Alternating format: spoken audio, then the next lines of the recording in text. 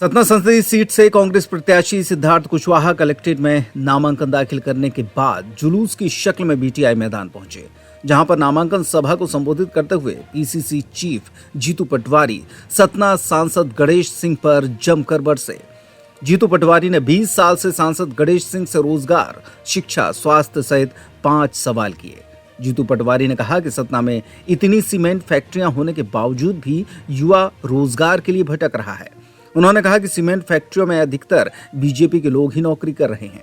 जीतू पटवारी ने कहा कि 20 साल से गणेश सिंह सतना से सांसद हैं। 20 साल में 200 करोड़ रुपए की सांसद निधि का क्या हुआ, इसका जवाब जनता को बताना चाहिए। शिक्षा की सुविधा को लेकर जीतू पटवारी ने सांसद से सवाल किया कि सतना संसदीय क्षेत्र में कोई एक विश्वविद्यालय बता दें जो वो लेकर आए हों। उन्होंने माइनिंग को लेकर सांसद को घेरा। उन्होंने कहा कि माइनिंग पर एकाधिकार बीजेपी और उनके परिवार का क्यों है, इसका जवाब सतना की जनता के सामने सांसद पेश करें। साल से बीजेपी की सरकार है मध्य प्रदेश में, 10 साल से नरेंद्र मोदी जी की सरकार है देश में। 20 साल में 200 करोड़ रुपए से ज्यादा सिर्फ सांसद निधि होती है, सांसद निधि। आदरणीय सांसद जी, आप एक व्हाइट पेपर जारी करो कि 20 साल की 200 करोड़ रुपए की सांसद निधि का क्या हुआ, बताओ सतना की जनता को, सही है कि गलत। दूसरा सवाल, सांसद जी से 5वीं बार लड़ रहे चुनाव, 4 बार बन चुके हैं।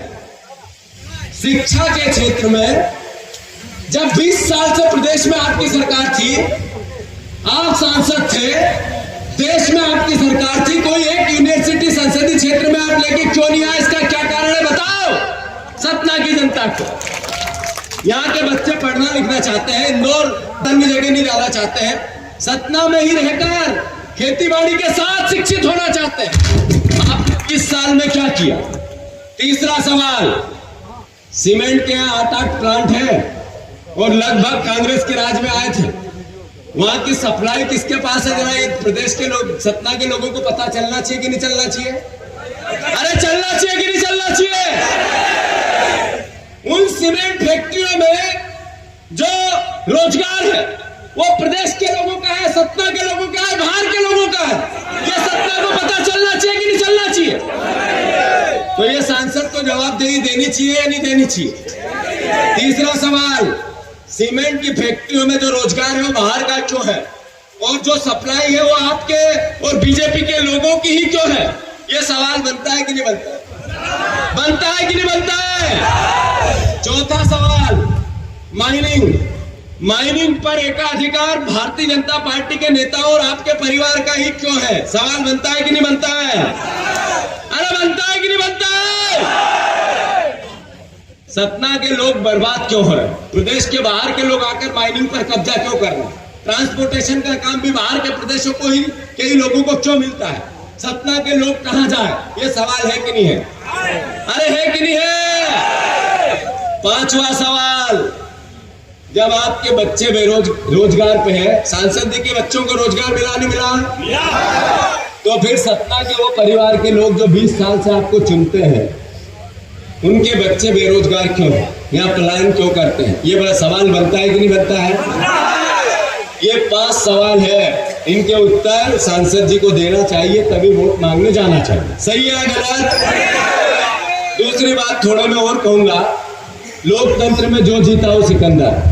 अगर भारतीय जनता पार्टी की देश में सरकार बनी, 10 साल मोदी जी प्रधानमंत्री रहे, काले धन की बात याद है, स्विस बैंक काला धन 15-15 लाख कांग्रेस के नेताओं का स्विस बैंक में है, उनको जेल की सलाखों के पीछे पहुंचाऊंगा और मुफ्त में 15-15 लाख दूंगा, याद है या नहीं है। स्विस बैंक की लिस्ट नहीं आई, एसबीआई की लिस्ट आ गई, देखी ना आप लोगों ने, टीवी नहीं बताती है, वो व्हाट्सएप पे आती है, ट्विटर पे आती है, फेसबुक पे आती है। आगे बढ़ाओ, बताओ कि काला धन निकला एसबीआई की लिस्ट में बीजेपी के खातों में।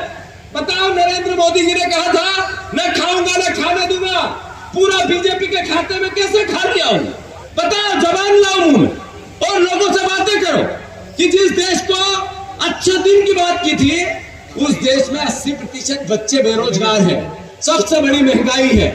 यहाँ पर लगातार जो संस्थाएं देश लोकतंत्र की रक्षा करती है, उनको नाबूद किया जा रहा है।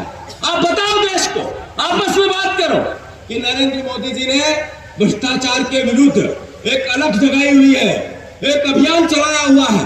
141 लोगों की ईडी की कार्रवाई हुई, उसमें से 121 बीजेपी में चले गए। और साहब ये है भ्रष्टाचार के खिलाफ अभियान। ये बताओ लोगों को, मुंह में जवान ला। 2023 में चुनाव हुए, सिद्धार्थ जब विधायक बने, दादा भाई विधायक बने, तब बीजेपी की सरकार बनी। आपको कह के गए थे कि 3000 बहनों को दूंगा, दे दिए होंगे। आपके पत्नियों को 3000 मिल रहे होंगे। अरे मिल रहे हैं क्या? अरे हमारी इन बहनों को 3000 खाते में आ रहे होंगे, आ रहे हैं क्या? नहीं आ रहे?